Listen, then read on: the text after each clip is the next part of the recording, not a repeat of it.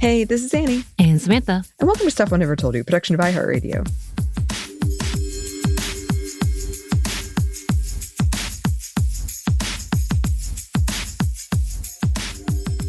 And welcome to another happy hour where it's a wine. Except I don't have wine. Do you have wine, Anney? I wish. If you had told me it was a wine, I would have gotten some. I'm sorry. My bad. I did not plan this correctly. Oh, that's all right. That's okay. Well, it is a happy hour, and you know we love to sip on things as we are talking about our woes or thoughts or whatever has been on our minds, or sometimes Sex in the City. But today, like I said, it's a wine. And if you are partaking of anything, do so responsibly. Be good to yourself and to your body and to those around you. Anney, are you partaking of anything? No. No. Just warm water. Just warm water. Sometimes it's got to be like that. It's got to be like that. You are partaking of taking care of yourself. Thank you, Samantha. You're welcome. Thank you.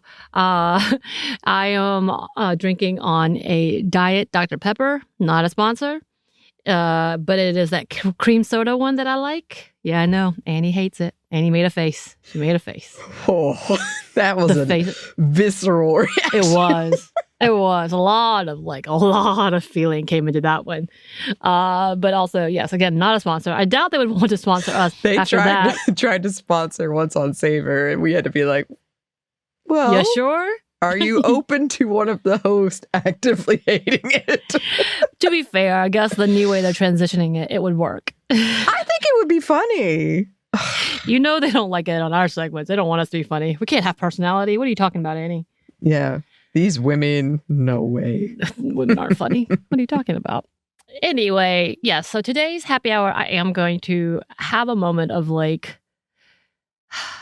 why? So just content warning, I am talking today's political issues, not fully in depth because we're not going all into it, but like just the theme or subject of it is just disappointment. Like, how do we get beyond this? Because people that I've trusted, people we have vouched for on mic, you know, like, and then they come out doing things that you're like, wait, what?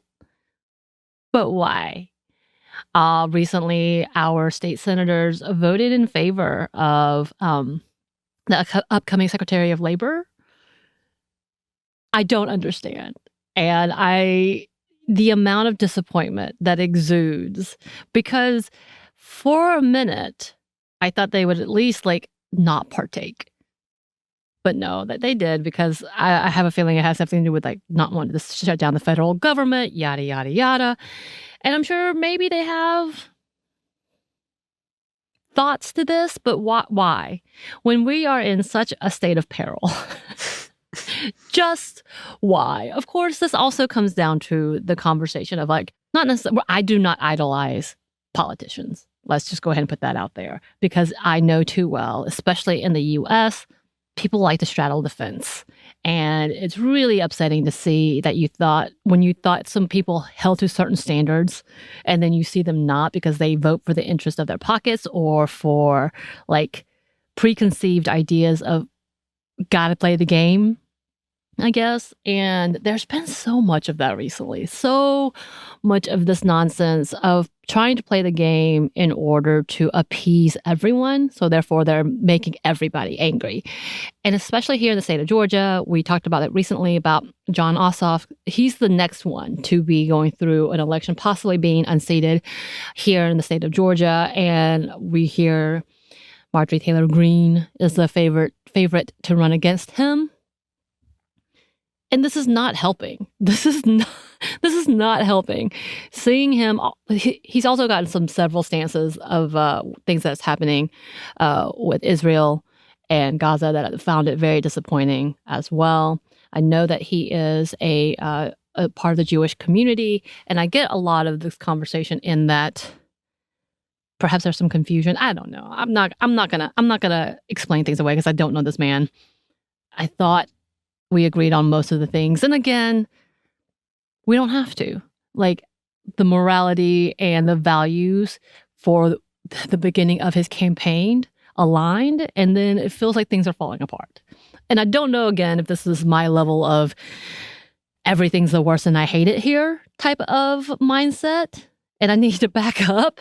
But I'm just trying to figure out, and listeners and Anney, how do we deal with these types of disappointments? Outside of yes, we need to be active and make sure that they understand we are unhappy and that we need to vocalize it. We need to come through and people are protesting. I love seeing the Tesla takedown. It's been really rewarding to see and encouraging to see. But what do you do when it feels like it's so out of control? Because if it comes down to Jon Ossoff versus Marjorie Taylor Greene, obviously I'm gonna have to vote one way over the other for the betterment of all of Georgia, society, humanity, however you want to look at this. But at the same time, I want him and other people who are supposed to be our voices, who are supposed to protect our rights, to understand how severely disappointed we are and that you're grifting. Because I've gotten how many texts from his campaign and emails saying they need donations to fight against Trump, but they're not fighting anything, so it seems. I am trying to figure out, how do we handle this type of disappointment? It's tough. It's difficult. I feel like they really betrayed us. Well. You sound like my mom at the beginning of this. Well, Samantha.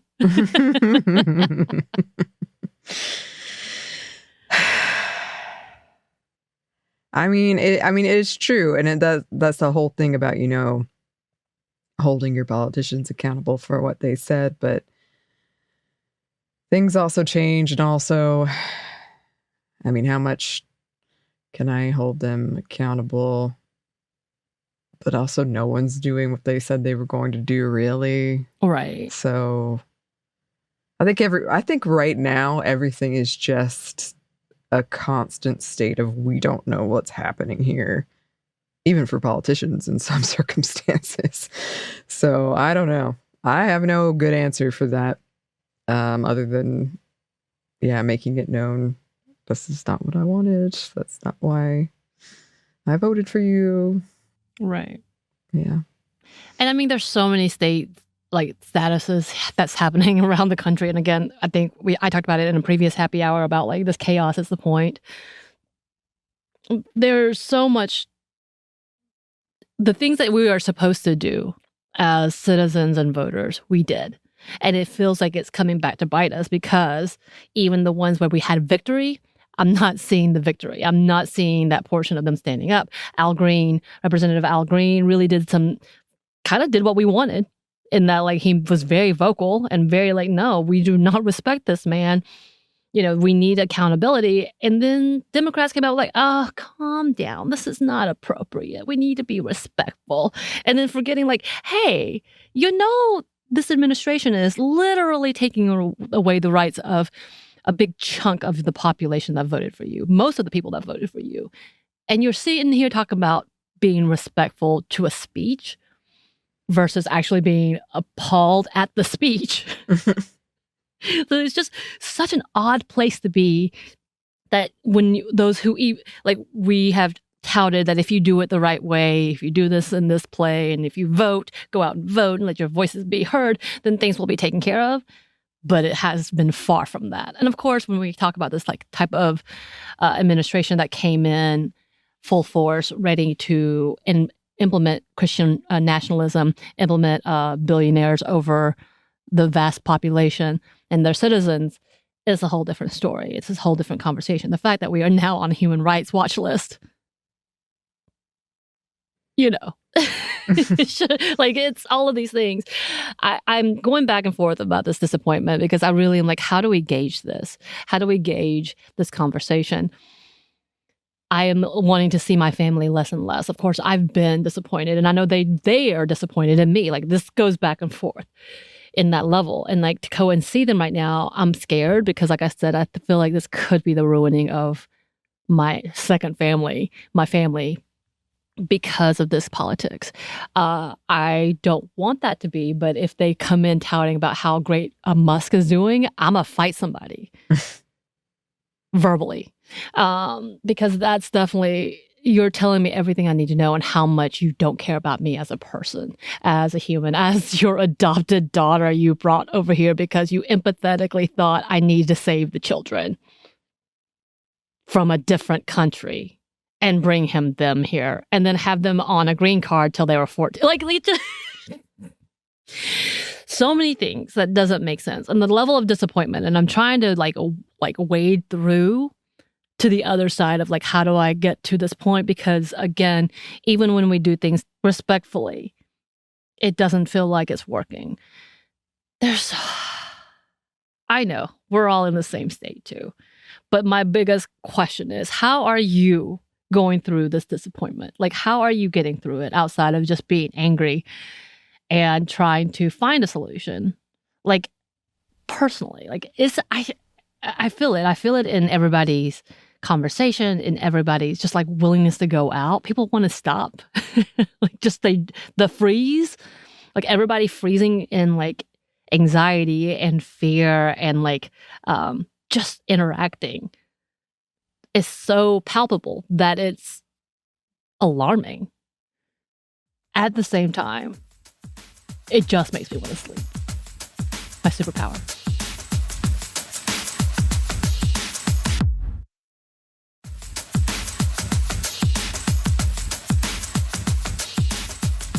So I'm just trying to figure out, how are y'all doing? How are y'all surviving this? Anney, are you surviving?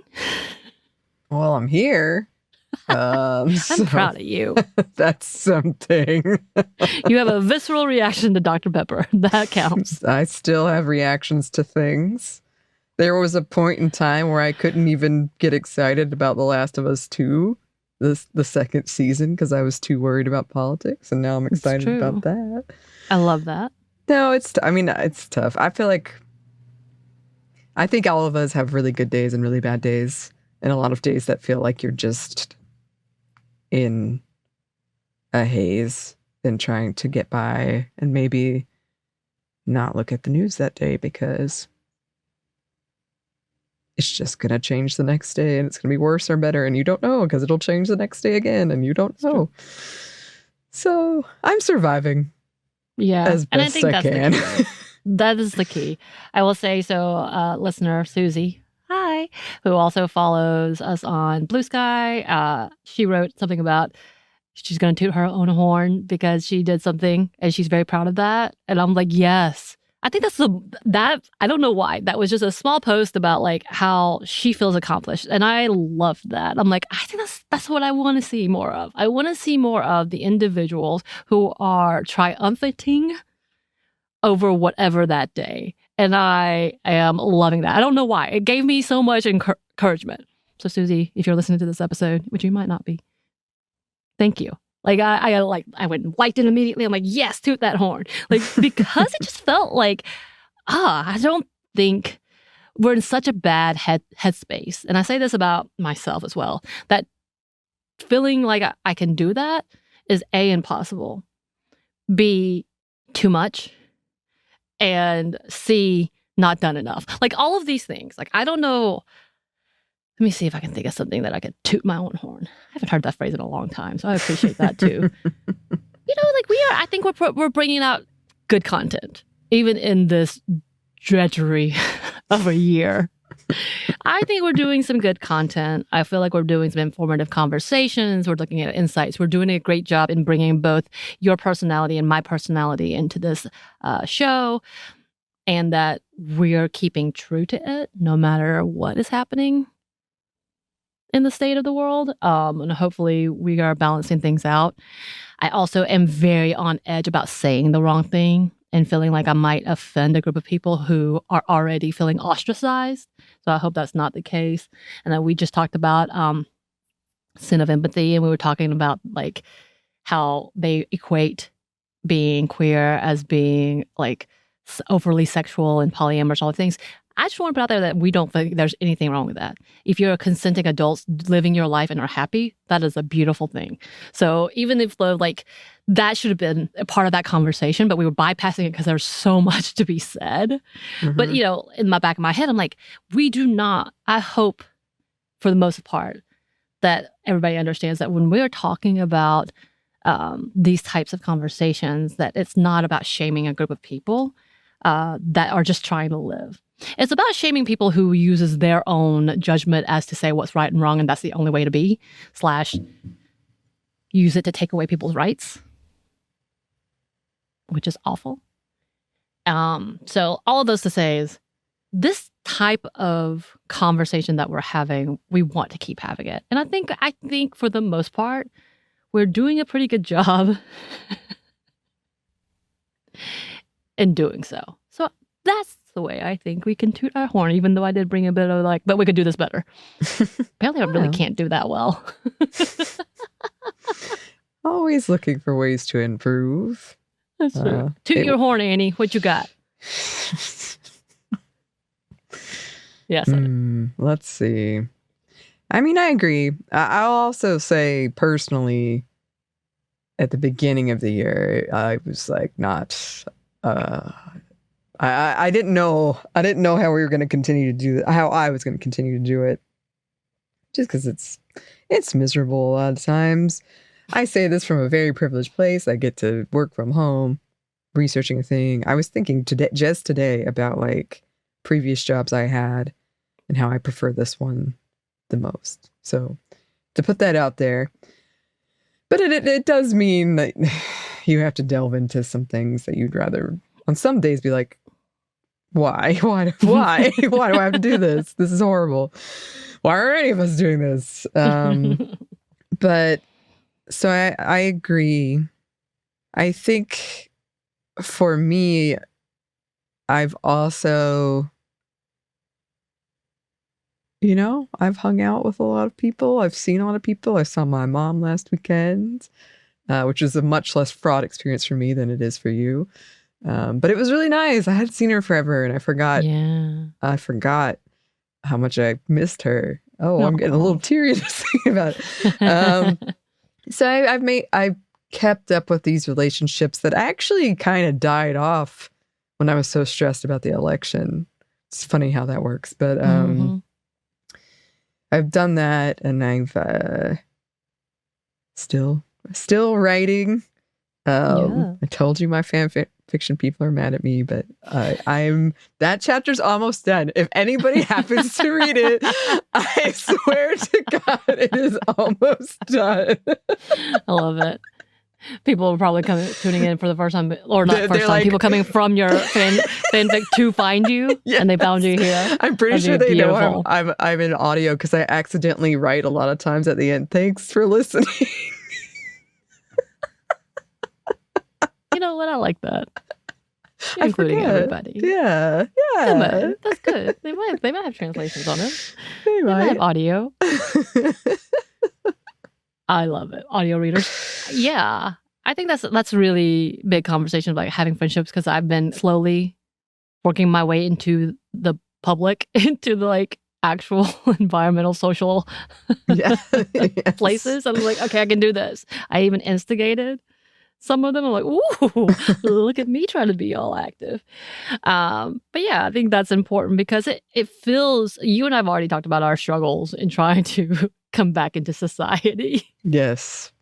Especially now, and everything being as odd and feeling like everything's extra work, like putting on appropriate clothes that's not stained. Yep. Am I wearing a stained hoodie? Yes. Do I still love it? Yes.